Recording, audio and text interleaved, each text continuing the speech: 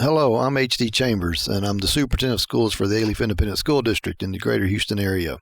I'd like to welcome those of you who are either listening or watching or both to this week's podcast. We're going to be talking about mental health, mental wellness. There's several reasons we're going to be talking about that, but one of them is because this month is recognized as the Mental Health Awareness Month, and it goes without saying that it's not like the other 11 months of the year everything is fine, right? But for the month of May, we attempt to bring more attention to it so that more people just across all sectors of our society are aware of it. And I'm joined here by three ladies that spend their entire waking professional day working with adults and with children, both in and outside the school system, who are dealing with serious challenges. And those challenges sometimes have an impact on teaching children. Sometimes they have an impact on their personal lives. And God forbid, sometimes they have an impact on society. And that's what they're here to try to address and to prevent as we work through our day-to-day lives in Alief ISD. So I'm going to we have talked about this before. This is not the first time ImpactED has talked about mental health and mental wellness, but it seems like every time that the topic comes up, the needs are more great, the challenges are more great, and there needs to be more and more, attention given to it. And I guess you guys would argue more and more support given to that issue. So I'm joined once again by Dr. Alvia Baldwin. She runs the Alief Independent School District's counseling department. She's our director of counseling services, and I'd like for you to once again just reintroduce yourself to our audience, and then maybe let our two guests introduce themselves as well. So Dr. Baldwin. Okay. Well, I want to say happy Mental Health Awareness Month again to everyone. Again, I'm the Director of Guidance and Counseling, and within that role, we have an umbrella that I would like to say that we have many things under our umbrella, one of them being mental health. And we're so excited to be able to say that we have a mental health team. It's a team of two directly, and then a supportive team where we're very excited because we do have some funding where we're able to get 4 additional mental health counselors for the 22-23 school year. So super excited about that. One of our guests today is one of our mental health partners, Ms. Destiny Fristoe. She is our mental health liaison that works with all of our families, and I want to give her an opportunity to say good afternoon to everyone. Good afternoon, everyone. I'm so glad that you are here with us and joining us for this really important conversation. Again, my name is Destiny Fristoe. I am the mental health liaison for the district, and really my role is that I primarily provide individual and group counseling for students. I receive referrals from any campus in the district, and so we really look at those mental health needs. A lot of the referrals I get come from counselors, school counselors, and from our administrators, and so I have a very close relationship with the school counselors especially, and just helping them to navigate the mental health challenges that we have seen this year. Another huge part of my role is that it's that liaison piece. And so what I do is I do the research. I try to find resources in the community and just make connections. And that way, when there's a crisis or there's something going on, one of the biggest struggles that we've seen this year is just how families are not sure how to navigate these mental health challenges for students and also for themselves. And so I really help to do that legwork and get them to where they need to be and ensure that they have a contact person and can just reach out, starting with somebody. How long have you been doing this? So this is my 3rd year in this position, right. But I was a teacher for 5 years in the district. So I've been in Alief. This is my 9th year, I think. I started 2014. That's close enough. Yeah. So I have made a lot of friends. Good. And I have a lot of people that I have come to know and just really love here. And I love Alief. So, I'm doing my heart's work. So. Dr. Richardson? Yeah. All right. Well, I am very happy to be here. I've always said that although I don't work for Alief, I always feel like I'm part of the Alief family. Yes. My name is MyMisha Richardson, and I'm the clinic therapist at Memorial Hermann Health Centers for School in Alief. We started in Alief in 2014. and I've been here since the inception of our program. I don't know if you all know this, but Texas has the largest number of uninsured children. And so our clinic is designed to service kids without insurance or who are underinsured. And so we service Hastings High School, the 9th grade centers, Taylor, Elsick, Alief Middle School, and during the pandemic, siblings of those students in those schools have been able to access care. So expanding access to students who otherwise wouldn't have care has been one of the most rewarding things for our clinic here. So just making sure that the physical health and mental health of students are supported and intact so that they can spend more time in the classroom and families aren't having to take off from work or they are homesick for weeks at a time. Our clinic is a great collaborator with the Alief District. I enjoy working with Ms. Fristoe and Dr. Baldwin a bunch, and I'm just happy to be here. So happy Mental Health Awareness. Thank you. I'm glad you're here. Where, just for people that are listening, could you maybe tell them where the clinic is, where it's located, and what you kind of see on a day-to-day basis? Oh, okay. So I'm curious. So our clinic is housed in a temporary building right behind Hastings South Gym and then in front of Crossroads. And so I have the pleasure of being in the schools. So I go to the schools. I'd rather be there than the clinic because students take their time coming to the clinic or they miss appointments. So I'm able to, get them and see more students throughout the day. So typically for a day in the life of myself, I am housed at a school per day. So let's say Monday is my Hastings 9th grade center day. I go and I see students there all day long. And so what we're seeing and have been seeing the past 8 school years is that students are really struggling with a lot of stress, anxiety, depression, of course. And some things that we don't really think about is reunification of families. So families kids who are reuniting with moms or dads who've left them in their home country. That's been, the past couple of years, been a topic that has come across quite a bit, and just the difficulties of reuniting families and making sure that both the student and the families have access to support to figure out what that looks like. I primarily work with high school students, so I know Ms. Fristoe is all around the district, so she gets the little ones too. So I think developmentally, when kids are a little older, we see different things happening in the high schools with them and just how they're coping. And the level of support from families seem to shift a little bit as the kids get older. So that's been a challenge, is getting families on board as much as we see when the kids are smaller. You mentioned the reuniting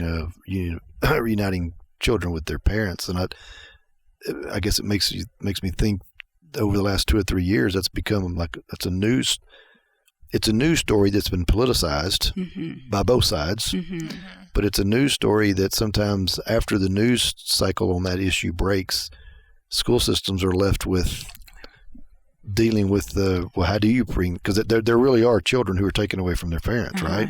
Or separated or whatever causes it. Yeah. And so schools are now put in the position in many cases of having to bring them back together and work through the social trauma or the emotional trauma of that. Absolutely. And that can be a huge challenge for the kids to, for whatever reason, whether it was mom or dad left when I was a kid or 2 or 3 to come to America to work and they were going to come back for me, but it's 10 years later and now I'm here, and really establishing that relationship and learning culturally what's different, but also building family bonds. That has been a struggle for a lot of students that have come later on in life to reunite with families. And to that point, I know we work a lot with the Parent Center and the Family Liaisons to do that parenting piece, because a lot of times they have feelings of shame and guilt or whatever it may be in regards to that. And so we have to work with the parents also to let them know it's okay. We just have to move forward to a solution. So it's really a all hands on deck type of situation where we're supporting the parents and supporting the students, saying what type of counseling and social services. We get our social workers involved in that.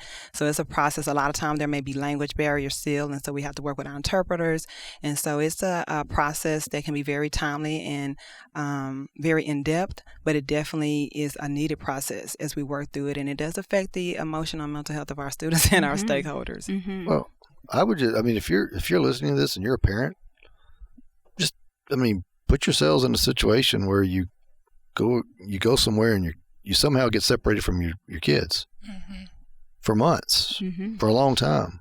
If you just and I guess the parents and the children you're talking about, particularly you, Destiny, you spend a lot of time working with the younger children. Yeah. I don't know how you work through that with them. I never thought about it till you kind of put it that way. Well, and so I work with pre-K all the way through seniors in high school. And so, one of the things that kind of goes along with that is, yes, the parents are separated from the child for different reasons. And then you have other family members that are raising these children. And so there's a lot of conflict that can come, especially like you're saying, when the parents are able to step back in and provide that care. And so that's where, family conflict is mental health, right? And so there are so many things under that umbrella that myself and Dr. Richardson see as far as the obstacles that are there that we are having to overcome and work with these families. I think one of the biggest things that I have really tried to do is encourage communication, just healthy communication, and just taking the time to listen. And so I just really feel like that can make such a huge difference, especially, when we're talking about mental health. Right. Yeah. And to Destiny's point, it's just, I think a lot of time the educational piece of letting them know any adjustment is difficult, even a positive. They do the research. You can have someone that has a new job, a new baby, a new opportunity, and you would think those are good type of adjustment, but it's still a stressor. It's still a change. Right. So if you think about putting that under the lens of something that is not considered a positive change, just talking them through that this is going to be an adjustment, and part of it is normal. I think some people sometimes may not know how to qualify their feelings, and sometimes you have to let people know, if I would have gone through what you're going through, this is a feeling that most of us would have. So a lot of time that education piece of letting them know any type of adjustment that we go through. And I know if you're looking at a clinical sense, there is a lot of adjustment disorders that our students get and just think about now we have seniors that are graduating. That's a wonderful event. But a lot of anxiety comes with being away from mom for the first time, going to college, being on my own. And even some of our students that have been in Alief their entire lives, but they're going to a different campus, a different grade level. So just that education of that, any type of change we go through, any adjustment, that a lot of that comes with some anxiety, and then talking people through that process. So it's Mental Health Awareness Month, right? Yeah. Yes. Oh, yeah. Was it?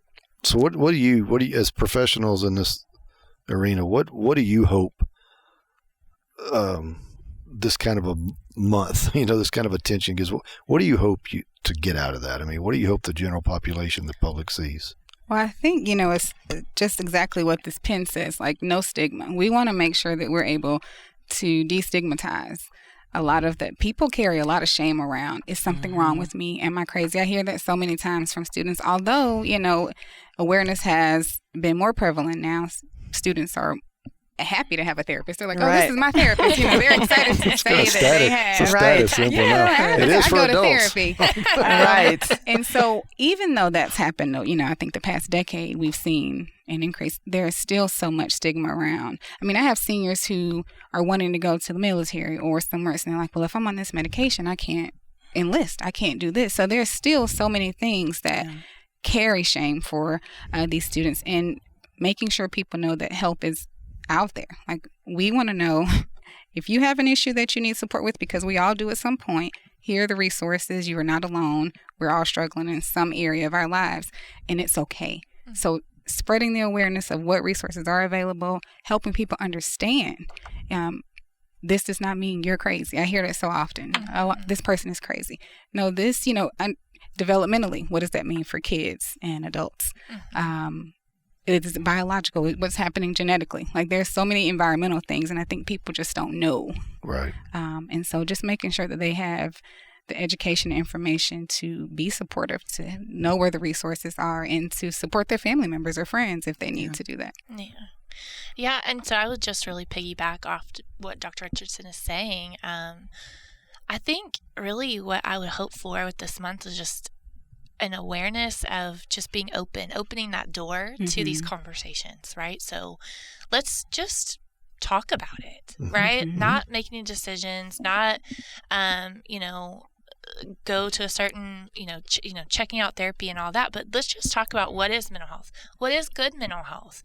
And so we have there's more encouragement for students, right? And so I think though that I would just encourage any adults that are listening that this also would apply to you as well, right? And so our students are going through so much, but I talked to Miss Tanner. She's the mental health facilitator and my wonderful teammate, and she talks to me about staff, and she just tells me, there's so much that they're going through as well as adults. And so I know we'll probably talk more about this as we continue the conversation, but how things have been different this year and what are some really amazing opportunities that we have since the pandemic with mental health. But I think if nothing else that we could start really thinking about putting ourselves in other people's shoes, right? Being kind and listening, right? Let's just start doing those simple things, and you just don't know what people are going through. And so I would just encourage you, if you're listening to this, that you would reach out and check on somebody that you love and care about. So yes, I definitely agree with both ladies. And for me, when I think about mental health awareness, we've been talking a lot as a team about moving from awareness to action. And then I said then to access. And so I'm so encouraged in Alief. I think we do have a more heightened awareness of mental health maybe than in other districts. And I think that's a testament of these ladies and Ms. Tanner and all the work that's done boots on the ground with making sure that our families understand there is support here. We do a lot of community work with our family engagement. We have on Thursday, I'll do my shameless plug now. On Thursday, the 19th, we're having a community viewing of a documentary called Like. And we did it last year with one called Angst About Anxiety. But Like really talks about social media and how that can affect the entire family and the mental health and that equilibrium that can be disturbed and how that affects it. We also are trying to include our students because we feel like if we're going to promote awareness, it has to be multi-tiered. So we need the students to understand, we need the superintendents, the board, everyone to understand, the parents. And so for our students, we partner with HEB is one of our partners, and they donated $25,000 in scholarship money for our students. And we were able to give it to juniors because usually all the scholarship money goes to our seniors, and we love that.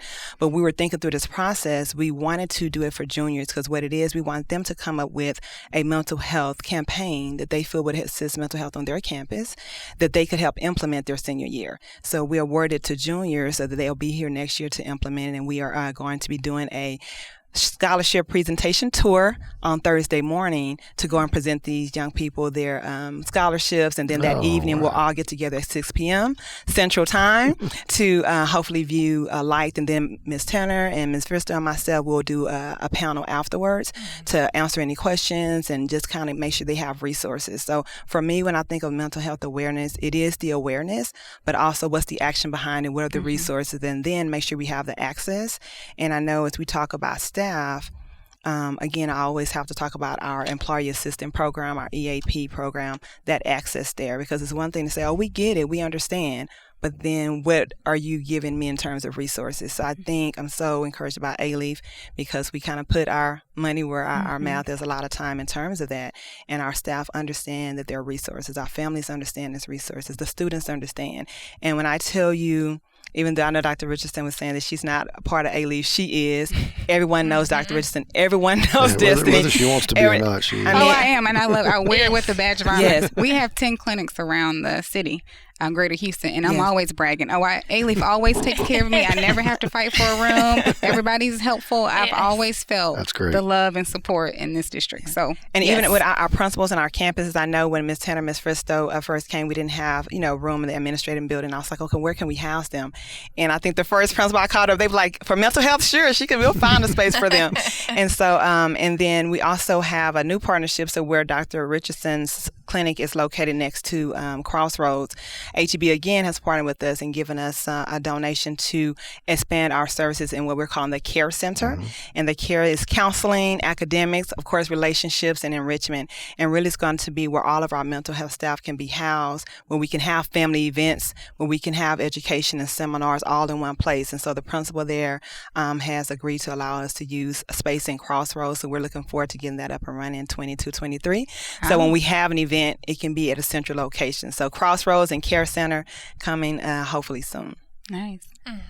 Dr. Baldwin, I wanted to just say I love the junior council thing that you all are doing because so often we're the we're at intervention, right? So once things have happened, they're like calling us. It's already here on the mountain. Yeah. So often the prevention piece is missed. And so what you all are doing to allow these juniors for this to be their senior project, for them to be peer counselors or whatever it is, like them being able, because kids will talk to each other before they get to us. Yes. So if they're able to intervene early and say, hey, let's make post-its in the bathroom, people know where to call, or, be kind, just really having some type of awareness for each other, I think that's going to be so powerful, so that maybe, it doesn't get to us, that they're able to kind of help each other and support one another. That is awesome that you put that money there, because I think it's going to make a big difference for the campuses. And the students take the ownership. Yeah, that's what I was just thinking too.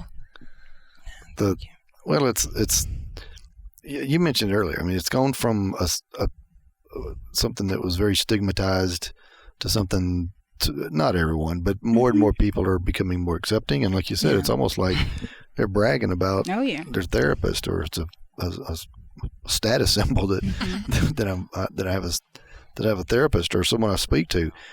You mentioned Destiny. You mentioned that particularly the last couple of years with what we've all gone through.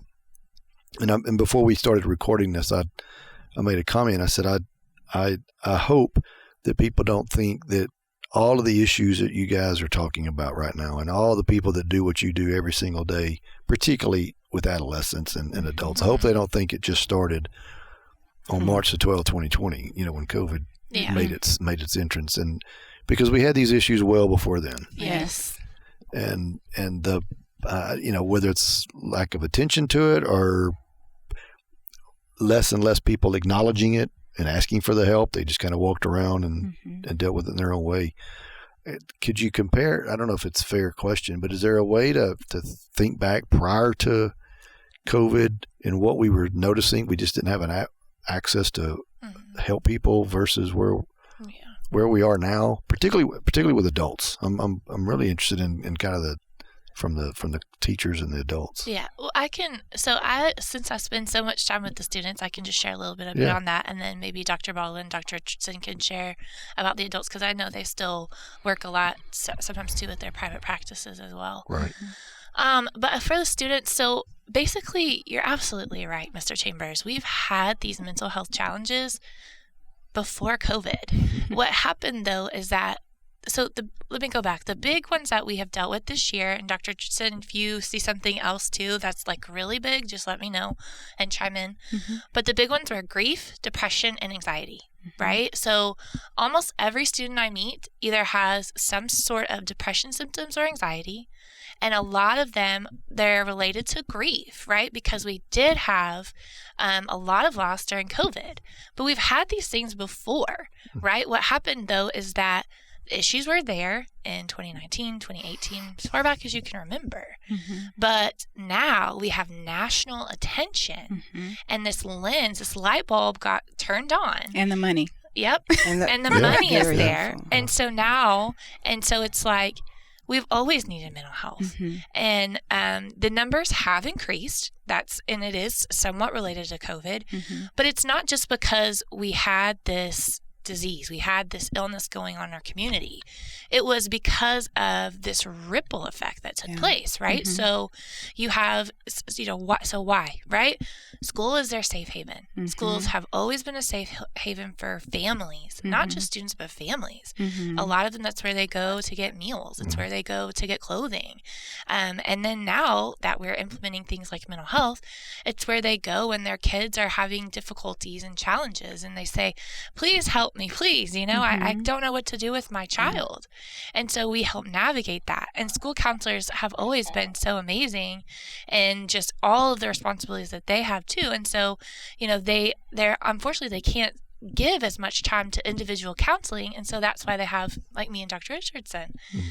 But I just think that there has always been this light and this lens. Well, there hasn't always been this light and lens. That's what happened in these last 2 years. Yeah. And what we've seen, yes, it was prevalent long before. I mean, I've been doing this 15 years, and I've always worked with adolescents, and they've always struggled with depression, anxiety. All this stuff is not new. as you were talking about, they're stuck at home. And so they don't have access to the normal coping mechanisms that they would use if they're playing sports or they're going to hang out with their friends. So you've had a year and a half to bottle all of these things up. Right. And then I come back to school and now I'm free, but now everything is, hitting me. And so we're seeing spike in suicide ideation. Mm-hmm. The hospitals people are waiting weeks to get a bed in a psych hospital, so they're being boarded in emergency rooms. And this is across the nation, but definitely happening in Texas too. So resources are scarce. Kids who are, I think the numbers doubled in the past year and a half of emergency room visits for suicide ideation. 50%. I looked at the self-harm. 50% of females 12 to 17 years of age, it has increased by 50% of emergency room visits for suicide attempts. And these are the ones that make it to the emergency room. I've had students that say, oh yeah, I took these pills and went to sleep and I was okay. I woke up and threw up, so they aren't going to the emergency room. So I've been in education a long time, but I'm going to ask a question that I think a lot of people that maybe listen to this would ask. Now, if you've raised children and they're adults now, they've moved off, perhaps in your own back of your mind, you know the answer to this question. But I'm curious for some people, what are students more anxious about that would lead to a severe sense of anxiety, for example? What are we seeing that's making them so anxious? And I'm going to follow up with, if you don't mind, just kind of react to my comment. Is it their home life and their or lack of home life or lack of family life? Is it that's driving some children so far to the edge that at a young age they feel like there's nothing to live for? I don't see a light at the end of the proverbial tunnel. Is it that? Or do we think it's more of they've lost the ability to cope because they have been cooped up for a couple of years? This anxiousness in the youth is an interesting thing to me. It is, and I don't know how you want to answer that. If I think there was a question in there somewhere. Yeah. It doesn't matter. I'll start with part of it. Again, as we're getting ready to prepare for this social media event, our students have so much access to what they perceive as others' lives. And so it's this thing to where when you're home, back when we were at home, it was you and your family. You may see your friends sometimes. You may go to church and see your friend. But it's pretty much you saw your family and you were content pretty much with what you saw and what you had. You didn't know any better, right? You didn't know any better, exactly. And now with our students, they see these images, and we keep saying it, but it's so true. And all the research supports them. They see these people who have put their best foot forward, and they Photoshop things 1,000 times, and they pick the exact angle, and it's all this research on people take hundreds and hundreds of photos to just post one photo. Yeah. But by the time you see it and you feel like, wow, they have this and they have that, and then you start comparing it to your own life. So a lot of our students have become so anxious, just feeling inadequate, and they don't know what to do with that. Now, your parents are not going to be able to go out and magically get some more resources because you say, I want to do this, I want to do that. But it's some of that there, and I think it's been underlooked. People have talked about it here and there. So I really hope that we have a more robust conversation on the 19th about it, because it is a huge, huge concern with our students. And of course, academics, a lot of times you have those kids on the other spectrum that are so high and they want to get in the best college and they have to be number one. They have to do this and they only want to take these certain classes. And if they don't get in, I was sort of one of those kids to a little bit. If I had an A-, I would be sad for a few days. I didn't have that problem. And so, but it's just gotten so much more competitive. So wherever you're looking at, people are posting this, how many scholarship, we're doing the same thing. How many scholarship dollars are you getting in? So it's a lot of different reasons for it.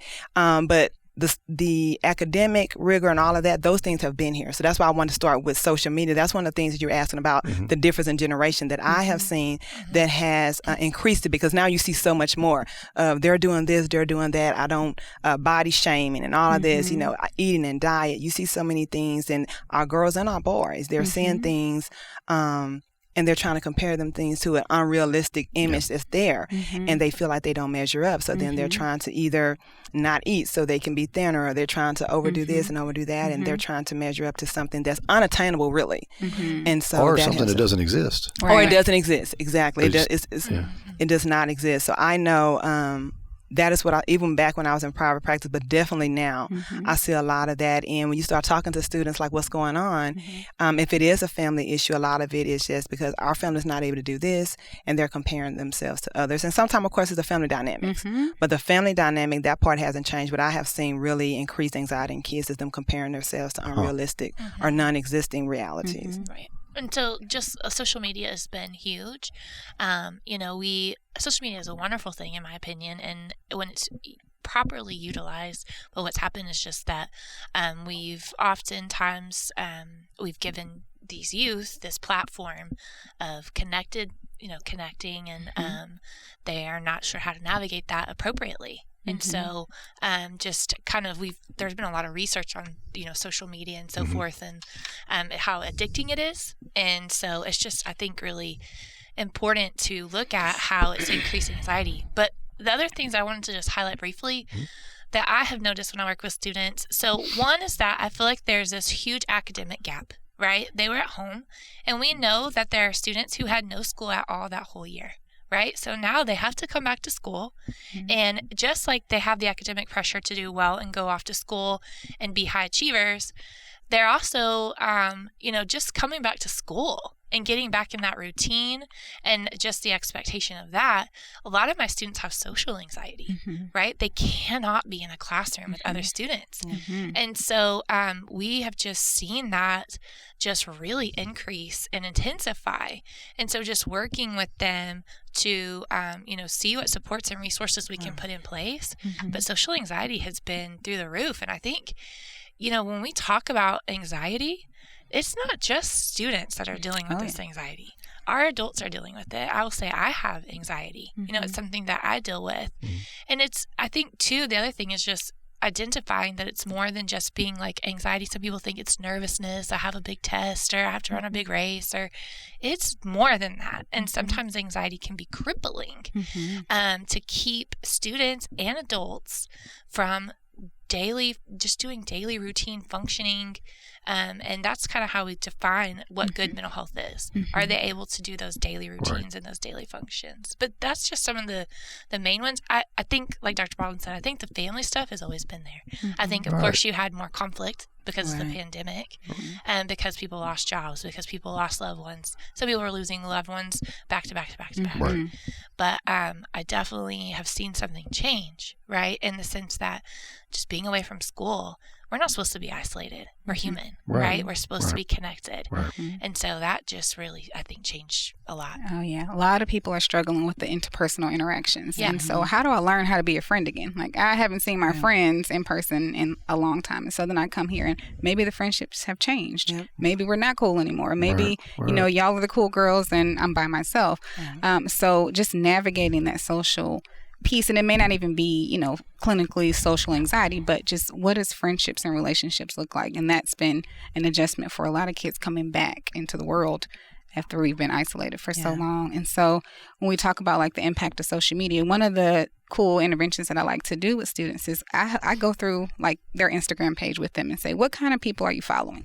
Because this can be used for our benefit, right? So we want to make sure if we are struggling with anxiety, are there pages that I can follow that, give me daily motivations that will help me manage some of this anxiety? How do I have healthy relationships? And so teaching them how to use the platform for their benefit, not necessarily to compare themselves, and it becomes this self-worth battle. So I enjoy seeing them go through that so that they can learn to navigate it for themselves. And to that point also about the social anxiety, I think what also it does is increasing students wanting to be in that social media space because they don't want to have to interact, so they feel comfortable being behind the screen. And then we got cyberbullying and all of that increase. So it's like one of these things that keep going to where you have to kind of coach students to be able to be social again. And we talk about SEL, and I would say, that S is social. So we're made, as you guys were saying, to be social beings, and our students are just getting further and further away from that sometimes. And so it's a collective things of talking to parents and saying, hey, how if he or she's locked up in their room for hours on end, check on that, get them involved into the family unit and have some conversation. I think sometimes parents are comfortable because they don't really want to know what to say. So they're like, hey, he's fine, he's good. I don't want to kind of bother him or her. But we know it's so important to get them out and being social and doing things together. So the pandemic definitely impacted that because families were forced to sort of work and live together and try to create that balance, and it was difficult. And now the students are back to school. It is a shift in them because they probably were in their rooms behind their cameras, and now it's kind of like, okay, you have to be class, you have to be in social, you have to learn how to be kind again, you have to learn how to interact with others that are not in your family. So definitely, I think a lot of that leads to that anxiety. Man, it just tells you how fragile not our existence, but how fragile things are. We take the ability to gather in a school away, and look at for a relatively short period of time in someone's life. It's been a year and a half, 2 years, and then look at the fallout.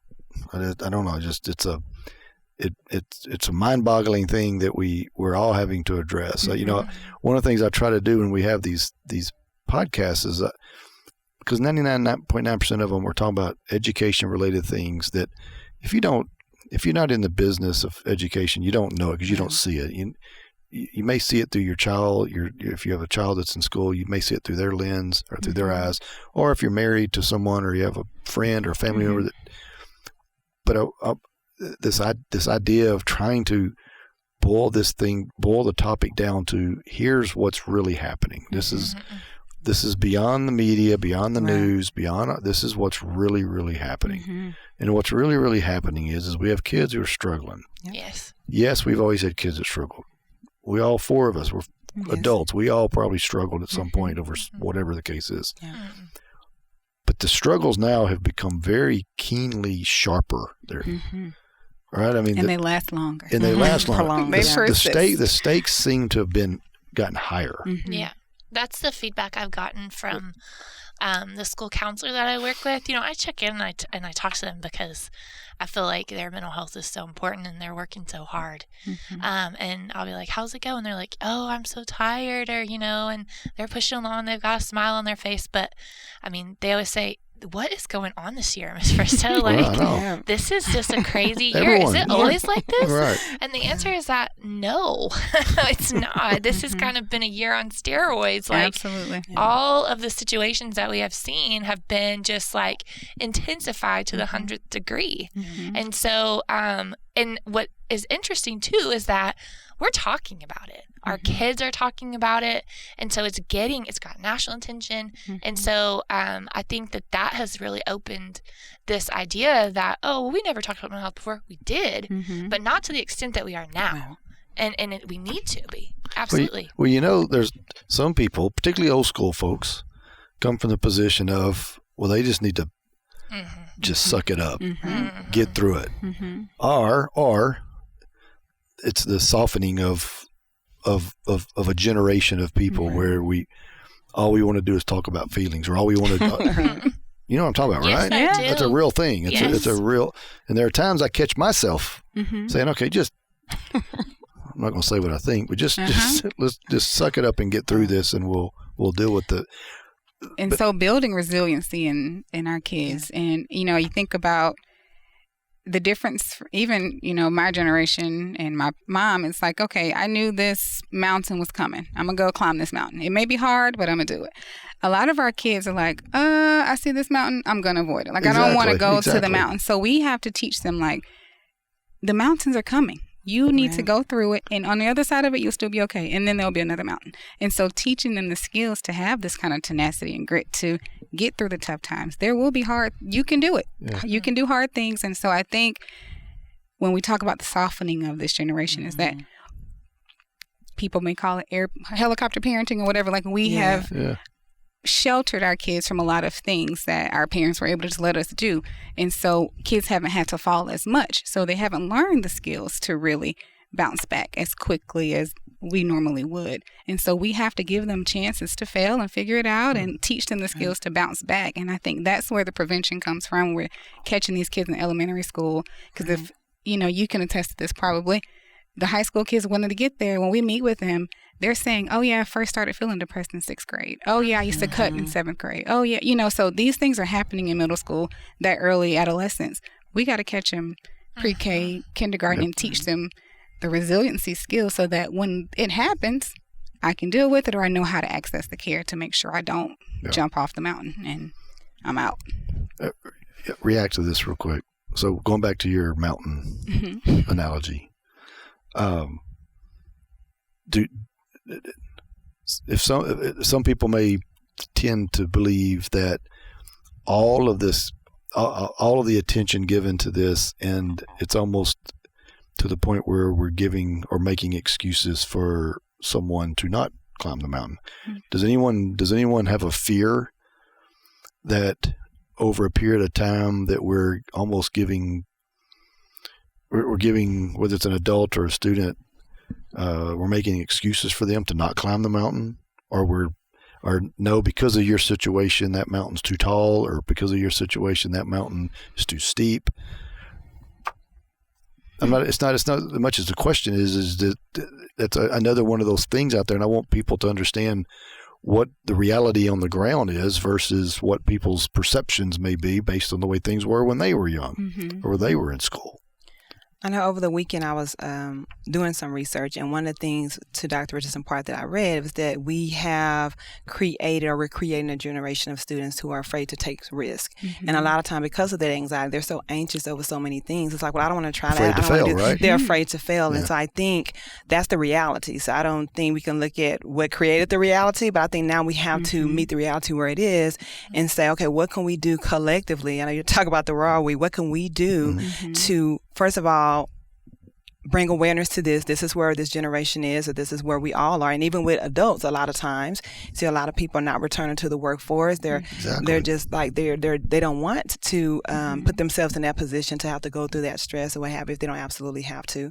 So I think we have to meet the reality where it is, and then say, okay, what can we put into place? What I know Dr. Richardson brought up, that resiliency piece, and just talking to kids, having these real conversations. Students will tell you what's on their mind. You know that, because I know you be with students a lot. And so they will tell you by saying, guys, you're going to have obstacles. That's part of life, and it is okay. And, and I know one of the campuses that I've gone to, I know a lot of our campuses do a great job with this, but I know one of our middle schools, I believe, they have so many posters from different people that's talking about resiliency, and that you never, take the first step, until you never can go until you take the first step. I think a lot of these things are lost on our students because they see the people who they feel like have achieved, but they don't know what it took to get there. So I think having some of these critical conversations, and I'll tell students, pick one person that you feel is successful. Who's that person? And then maybe to tell them that that person had to go through a lot of things before they get to whatever level of success you think that they have attained. The instant gratification they want. That's what they want, right? Yeah. And I know we talked about before about a lot of our, however people think about it, celebrities or whatever, that now they're coming out talking about mental health. Our Simone Biles and, our different people like that are coming out. And I think that is very helpful, because kids see them as like, oh, this is a person that's achieved and they made it, which is true. But for them to be able to say, even though I excel in this area, I still struggle in this area. Right. So then students don't see that that's a dichotomy. They're like, okay, since I have anxiety, I can't be great. No, you can. That's some of the tools that you can use to be great. You can continue to be great as you're climbing that mountain, and these are some tools to use. So I think that the conversation is going in the right direction. So I don't know if it is the mental health support. I don't believe is creating it for sure, but I definitely think that we need to take the research that we have gained and that we're gaining and use that as we move the conversation forward. And the other thing too is that, if you think about it, it doesn't matter what if it's a physical ailment or a mental ailment, you can always create an excuse, right, for why I can't do this thing, right? Sometimes when a while back when I used to be pregnant, they used to say, oh, just tell them you're pregnant, you can get out of that one, right? Did it work? Okay. Sometimes it does, right?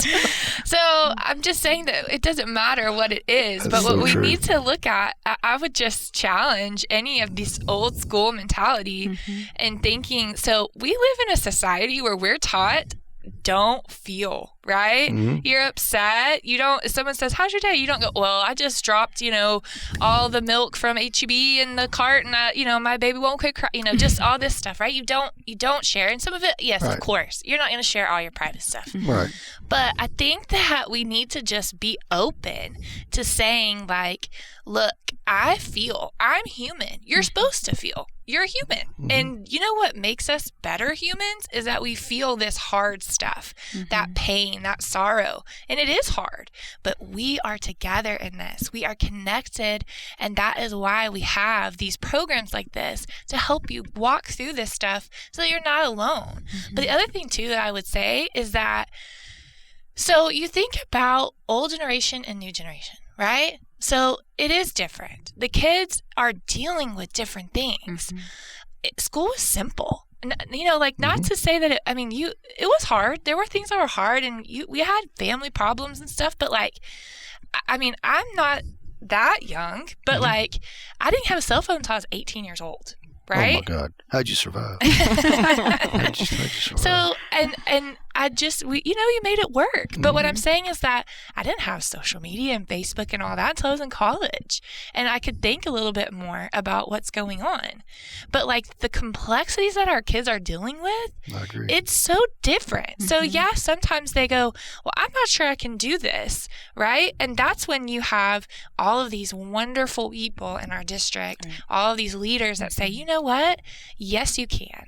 Let me walk you through it. Let's do it together, right? Let's teach them, just like Dr. Baldwin and Dr. Richardson are saying.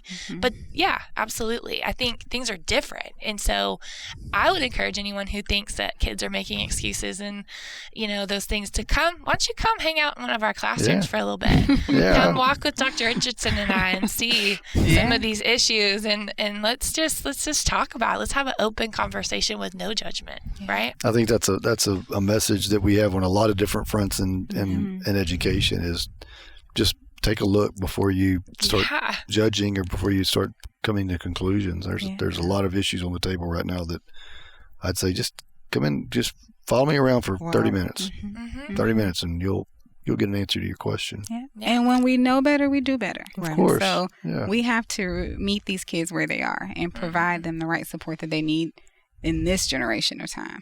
And so you think about parents who I have twin girls, and I can't do the same. They both need different things. So if I have to do different things with these two who have the same DNA makeup, imagine the work we have to do, how diverse our strategies have to be, our approaches have to be with these kids across the district. Oh, goodness. And so people don't want to take the time to figure that part out. That takes a lot of work to figure out what does each individual kid need, whether it's the RTI or SEL. Well, how are we approaching this? And so it has to be a multifaceted system. We can't just one system. You throw 22, 23 kids in a classroom and ask a teacher to figure out how each one of them learns, what makes them tick. Yes. It's so hard. Write a lesson plan for each one of them and then execute it. Yes. It's so, and they are doing, we could talk about teachers all day. I know. But they are doing so much hard work. And then you combine mental health issues now and what they're having to hear. And so you had talked about before how she was talking about the vicarious trauma and just that secondhand, what they're kind of, these kids are coming to them and they're not exactly sure how to navigate that. And then the other thing is that a lot of our staff are dealing with their own mental health, and so it triggers them, and they have transference, which is where they're like, oh, I'm kind of like, this student, I can relate. I went through this too, or I'm going through this, and so or I'm projecting my own stuff onto the kids in the class. All that together has just been a lot. All right. This is a lot. Yeah. But a much needed conversation. Well, it is. And it's as Dr. Baldwin knows, you could spend hours and hours talking about this and not even getting to the heart of the problems and heart of the issues. This, like I said to begin with, this month is Mental Health Awareness Month. So let's bring some attention to it, but let's talk about, and I hope people that were watching or listening to this got a sense of what you are dealing with every day, what the adults who are literally working with these kids and with these staff members every single day. Alva, before we sign off, is there anything you want to leave the audience with? And yes, first of all, I want to make sure we take the time to appreciate our school counselors because they really are just dynamic and wanting to make sure they support our students. And I'm glad for the last couple of years in terms of the awareness that has come, because before, and again, talking about old school, I know we talked before, they were sometimes seen as, okay, the people who are going to do your schedule and the people who are going to do that, but they are trained to support mental health with and without, our mental health team. They're trained to support those students, and they've done it, but they've not already had the time and understanding to do it. So I just want everyone in our audience to know that in Alief ISD, our school counselors are equipped to support your students with their mental health. They do a dynamic job. We're just trying to work toward them having the time to do that, and I'm so encouraged. I know with Senate Bill 179, that's a Texas problem that, we have to dedicate time for counselors to do what they are trained and paid to do and support our students in that. So that's one thing. The other thing is that when I talk about mental health, I really like to shift the conversation to overall health. Because there's so much research showing that if you have trouble with mental health issues, of course, it affects your body. It creates ulcers and all these other type of physical manifestations. And so even if you're not a proponent, so to speak, of mental health, just see it as your overall health. It all works together. And so I think as we continue to promote the conversation of mental health awareness, yes, it's mental health awareness, but it's health awareness because it's all going to affect the way that you function and how your body is able to maintain over time. The body and the brain are one. And it all goes together. They are. Well, you got to go get your car. You got to get the oil change in your car. Yeah. Got to get the tires rotated, right? Yeah. Same thing with your body. You got to go get it checked up every once in a while and get it. And so, I'm sorry. No. Only thing I was going to say too that sometimes people don't realize, but academic success or mental health is directly related to academic success. Absolutely. So. Yeah, you're exactly right. If you want a desired outcome, there's certain inputs you have to put in order to get that outcome. And right. You're exactly right. Absolutely. Well, I just want to say I know school is ending, and families may not know about our clinic services. And you think about physical health and mental health. Our clinic is open year-round, so when kids are out for summer, please bring them for their well child exams, their immunization, sports physicals. All of those things are no cost to families. If you don't have insurance, wonderful. If you have Medicaid or CHIP or we don't bill for any copays or anything like that, so students have access to care all summer long. Dental van comes in once, I think, this summer in the quarter. Dietitian services. So families, if parents can't bring them, kids can walk as long as we have the paperwork on file. So our nurse practitioner, Heather, is wonderful, and she loves working with this population. She's there. We have a dietitian that comes once a week. Use the access to the care. It's there for you all. Call the clinic and get your care this summer. Thank you, ladies. Thank you. I want everyone to know there are opportunities out there. If you have something going on in your head and you can't figure it out, just reach out. If you're a staff member, someone on your campus can direct you in the right place. If you're a parent listening to this and you're concerned about your children, reach out to your parent school. Ask for the counselor. Just share with them in confidence what you're thinking, what you're seeing, what you're observing, and let us help you. Let us help you. We've got resources here in addition to these three great ladies. With that, I'm going to sign off. This has been ImpactED. Thank you guys for joining us. I hope everyone has a great rest of their day. Y'all take care.